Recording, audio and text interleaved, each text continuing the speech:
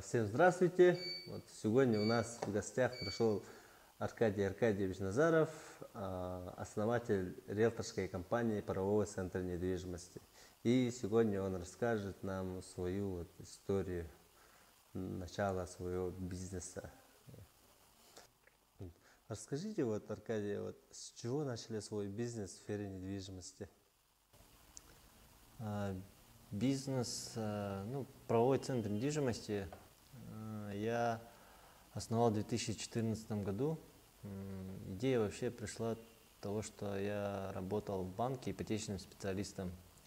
Это был МТС-банк, бывший Далькомбанк. И моей задачей было привлечение клиентов, увеличить продажи. Поэтому я начал сотрудничать с риэлторскими компаниями, и тогда я увидел большие возможности и перспективы в этой сфере. Поэтому в сентябре открыл свое агентство «Правовой центр недвижимости» и уже начал работать. А вот с каким успехом вы можете поделиться? Большое достижение моей компании это было, наверное, то, что мы заняли 3-е место среди партнеров Сбербанка. Это был 2017 год. По результатам 2016 года мы приняли 2090 заявок по ипотеке и номинировали 3-е место. Для меня это было большим сюрпризом, потому что мы в 2017 году поехали в Сочи, там была конференция Сбербанка. И когда вышло 3-е место, там правовой центр недвижимости, я еще даже не поверил. Я еще подумал, у кого-то тоже такое название. А потом говорят, там, Назаров Аркадий Аркадьевич, я такой, ничего себе. Такой вышел, получил этот приз, был очень признательна. И после этого меня даже приглашали в Байкальский банк как спикера, да, поделиться успехом, как сделать такие большие продажи. Могу, наверное, это назвать. А так, наверное, все-таки большим лично для меня, с которым целью, да, наверное, это все-таки, когда я заработал свой первый миллион. Вот тогда я уже, почувствовал, что я достиг цели. Изначально я открывал бизнес и искал ниши, где бы заработать миллион. Мне не было такого, да, подходит мое, не мое, я просто хотел заработать миллион. С какими сложностями в процессе ведения бизнеса вы столкнулись? С какими сложностями? У нас такая сфера, да, мы работаем в основном с риэлторами, поэтому самое для меня сложное было это собрать команду, потому что риэлтор, он человек, который на тебя работает, он самый ключевой. И найти людей, которые поверят в тебя и будут с тобой работать до конца, очень сложно. Человек должен быть замотивирован. Наверное, сложность была в этом. А в принципе, все остальное, да, там, обучение, систематизация, можно научиться. Научиться работать с людьми, это надо уметь. Еще вопрос. Многие боятся начинать свой бизнес, да? Что вы посоветуете таким людям, и стоит ли начинать бизнес или нет? И просто почему? Когда меня так спрашивают, да, чем заниматься, я хочу примерно этим заниматься, я всегда советую, если боитесь делать первые шаги, просто идите, устройтесь на работу, по своей сфере, куда вы хотите, чем вы хотите заниматься.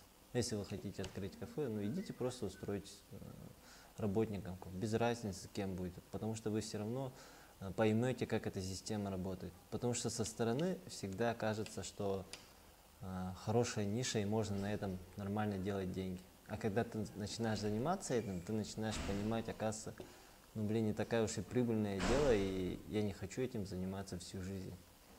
Поэтому, если боитесь, идите просто работайте. И если вы с такой целью даже устраиваетесь на работу, вы хорошо работаете. А вы проходите ли вы сами какие-то тренинги? Тренинги, обучение почти постоянно, потому что без этого никак.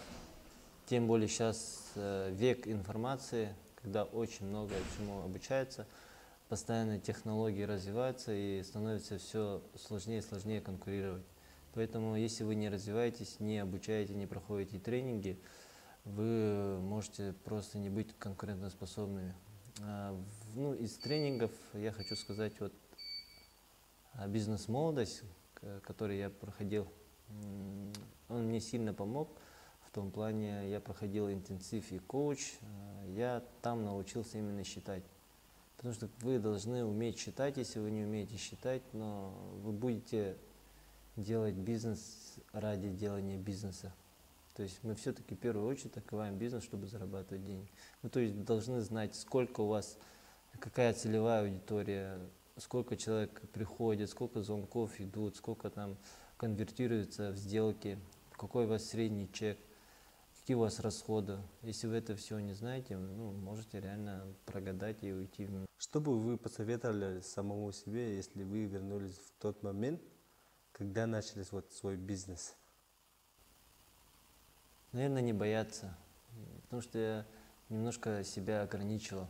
Я как-то боялся иногда делать какие-то шаги.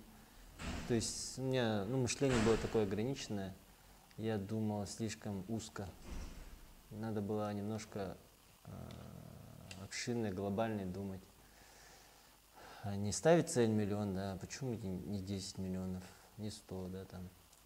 И, наверное, только это.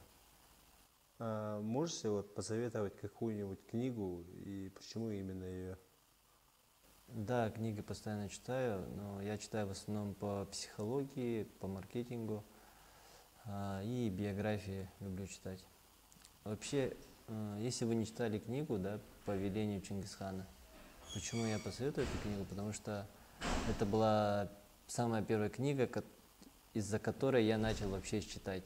Я раньше вообще не особо любил читать. Единственная литература, которую я читал, это была история.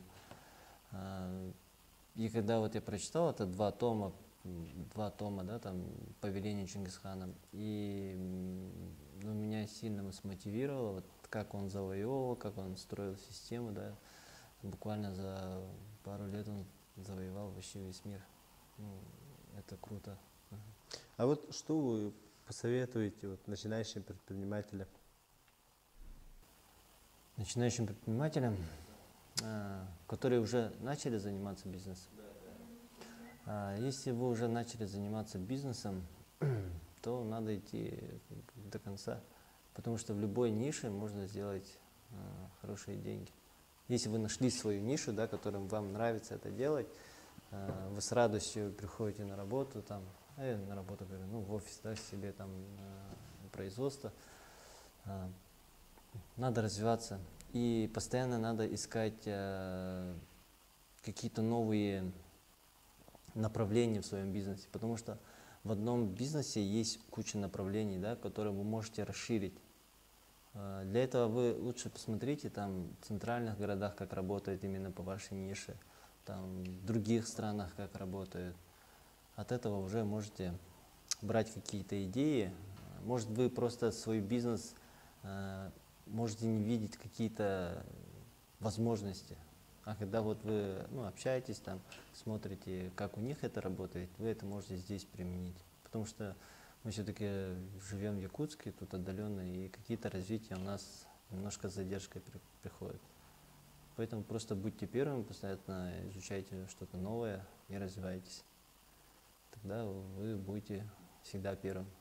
А есть такое выражение, либо ты первый, либо ты лучший. Поэтому если вы зашли в какую-то нишу, и вы не первый, то надо быть лучше.